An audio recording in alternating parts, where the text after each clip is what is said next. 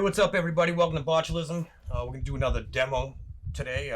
Do some cooking demos, a couple of things for the home cook to, little hacks, little tricks. Today we're going to do some Asian-style broiled chicken thighs. Real quick, real easy. Just something simple you can cook in half an hour. I'm going to show you the right way to make rice. We're going to do basmati rice. And we're going to blanch and cook some broccoli just for a nice, simple, healthy meal that you can do in about half an hour. Just going to walk you through all the basics. And that's about it. All right, so first thing we're going to do is we're going to marinate the chicken thighs. Very simple Asian-style marinade. So what you're going to need is you're going to need a bowl and a whisk. You need your ingredients and your chicken. So first thing we're going to do is we're going to add 3 tablespoons of soy sauce. 2 tablespoons of light brown sugar. Got a tablespoon of black pepper. Got about a tablespoon and a half of ginger. Got a teaspoon of chili paste, which is sambal. This is the roundest, most wonderful heat sauce you can add. So if you're looking for a little tiny bit of spice but not melt your face, I always go to this over sriracha or anything else. Sambal is just, I describe it as round. It hits your mouth in a round way. It doesn't just burn your tongue. It kind of works through your whole mouth. It's absolutely the best product you can use. And I have about a tablespoon and a half of minced garlic. So we're going to put those together. We're just going to whisk them up.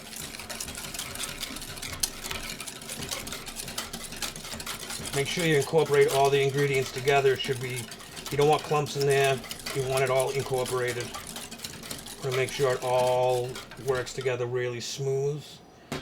And it should be a little dark. Perfect. So the next thing you're going to do is you're going to take your zip top bag. And very, very carefully going to place a pack of chicken thighs in the bag. Now, packs run from 4 to 6 pieces depending on the size. So whatever it is, whatever your pack is, 4, 5, this one happens to be 5. So I just touched chicken. So before I even close the bag, if you watched me, you know I talked about sanitation before. So I just touched chicken. So I'm not even going to touch the bag because then the raw chicken will be on the outside of the bag. So what I'm going to do right now is wash my hands. Always wash your hands after you touch chicken. Alright, so now once your chicken's in the bag and you've washed your hands, what we're going to do is we're just going to pour that marinade right in there.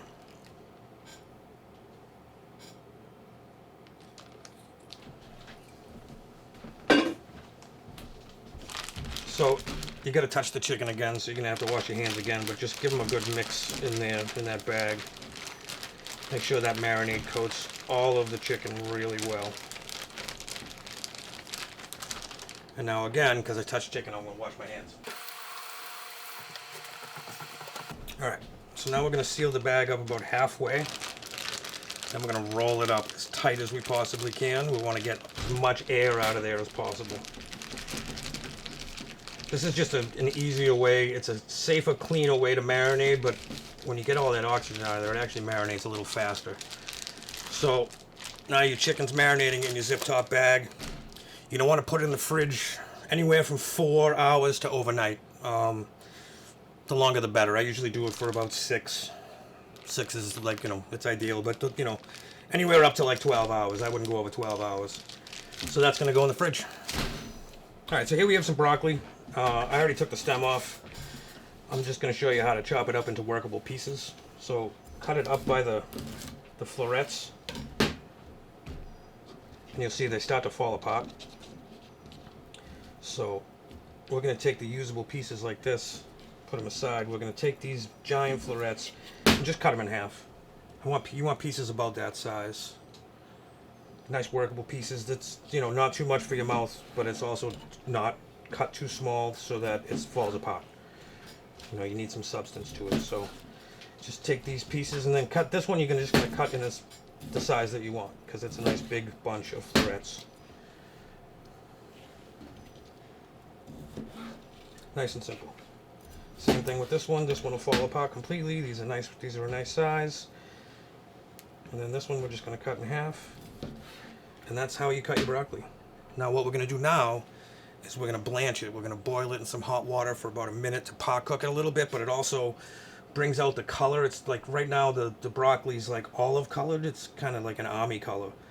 But if you throw it in some boiling water and then throw it in a bowl full of ice water, it'll come out vibrant green and it'll just pop on the plate. So it also pot cooks it a little bit so it doesn't take as long in the pan, which is why we blanch things. So I'm going to show you how to blanch this right now. All right, so we got a nice rolling boil here.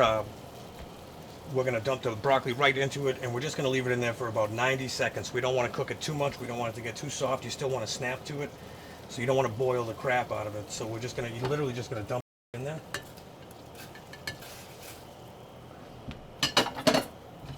Going to give it a stir. Make sure everything gets in the water. And like I said, we're going to leave it there for about 90 seconds. So as you can see, it's already greener. Like it's just a vibrant green now. Boiling brings out that chlorophyll, that beautiful green color. And at the same time, it's cooking those thick stems because you want the stems to be, fairly soft. But like I said, al dente. You still want a little bit of bite to them. So you don't want to leave it in here forever. And you see, once you put them in, it's not boiling anymore. It's still hot. But you reduce the temperature of the water so it's not boiling anymore. So you don't have to wait for it to come back to a boil. Like I said, you really only want it in here for about 90 seconds. So we're going to give it another little stir. We're going to kill the heat. I have a bowl of ice water right here.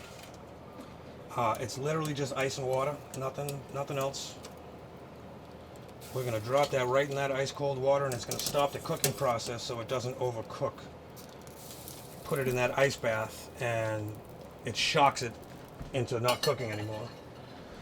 So that's what we have. And as you can see, it's already greener. It's really, really green at this point. That's what we want. And if it should give it's still firm, but it's got a little softness on the outside. That's how you blanch broccoli. So I thought it'd be good to show the best way to cook rice at home. Small batch, you're only doing a little bit. You don't have to do a whole lot. So we're going to take 1 cup of rice. Like I said before, that's basmati rice. I like it. It's flavorful. It's aromatic. It's got a lot of smell. You can smell it cooking.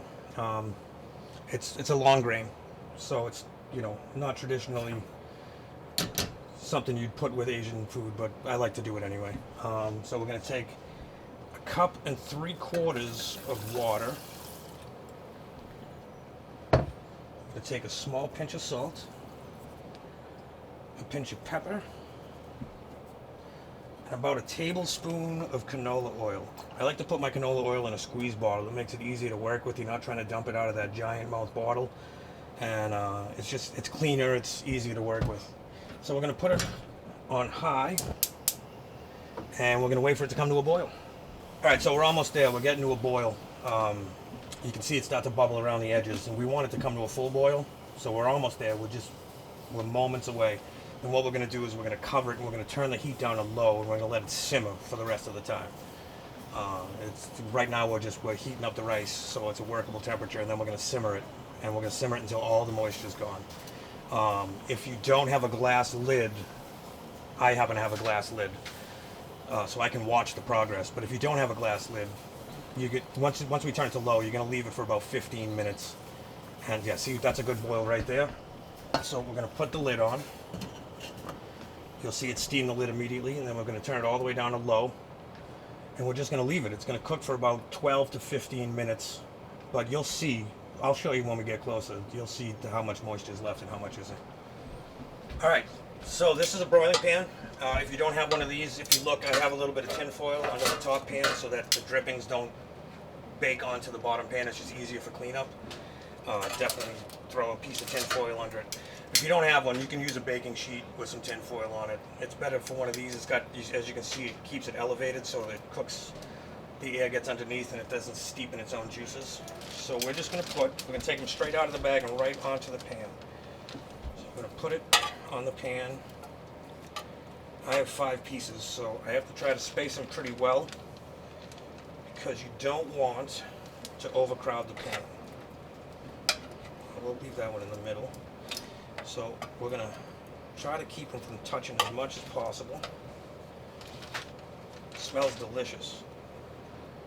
You'll notice the smell as soon as you open the bag. I'm using tongs this time because we're gonna use them for cooking anyway. So put the chicken on the pan and just make sure you have your rack in your oven as high as it'll possibly go, because you want to get it as close to that broiler flame as possible. And I'm sure broiling isn't something that most people do often. It seems to get overlooked a lot. So it's in there. We're going to leave it there for 6 minutes, and then we're going to flip it over. So 6 minutes aside.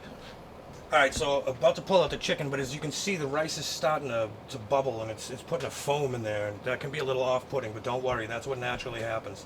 So if you see all this bubble, and it might even bubble out a little bit, don't worry, it's doing its job. It's working the way it's supposed to work. So just let it work. So we're gonna pull out the chicken. As you can see, it's got a little bit of color on it. That's from the brown sugar getting caramelized. That's what you want it to look like.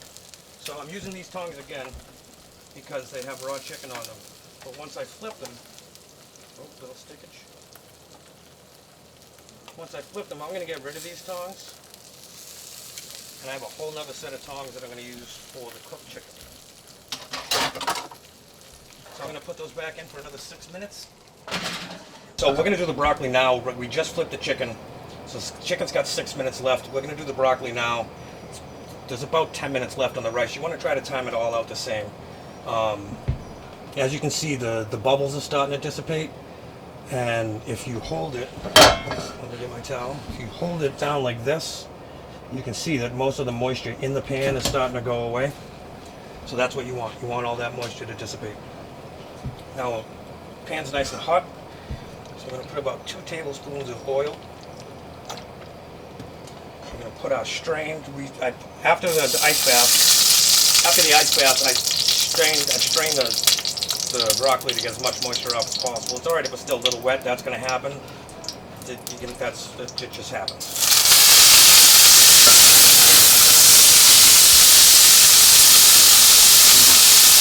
Now that flame is from the oil and the water mixing. It's alright. It's fine. So move it around the pan a little bit. Got a nice coating of that oil. Turn it down just a hair.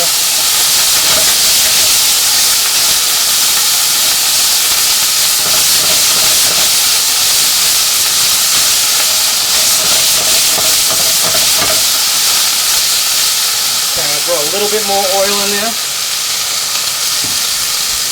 Add about a tablespoon of powdered ginger. About 2 teaspoons of garlic powder. We're just going to stir it up. So you get that ginger and that garlic all over everything. Make sure it integrates really well.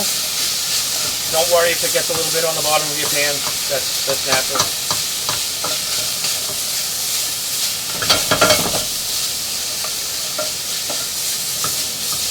And hit it with just a touch more oil.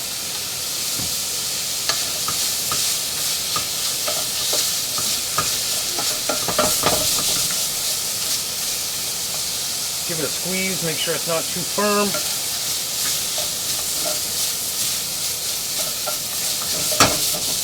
Then we're going to shut it off, and that's it. Alright, now we're ready to plate. What I'm going to do is I'm going to plate the rice first. So take the rice, still covered, still resting, still steaming. Then we're going to take a fork, just a regular fork, and we're going to fluff the rice. And with that same fork, we're just going to take some rice, just put it on the plate.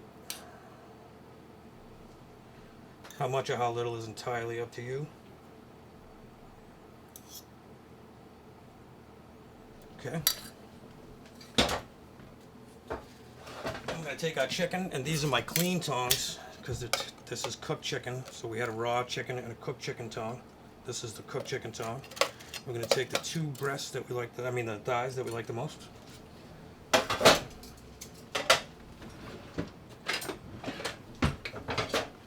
we're just going to take some of that broccoli, just throw it right next to it.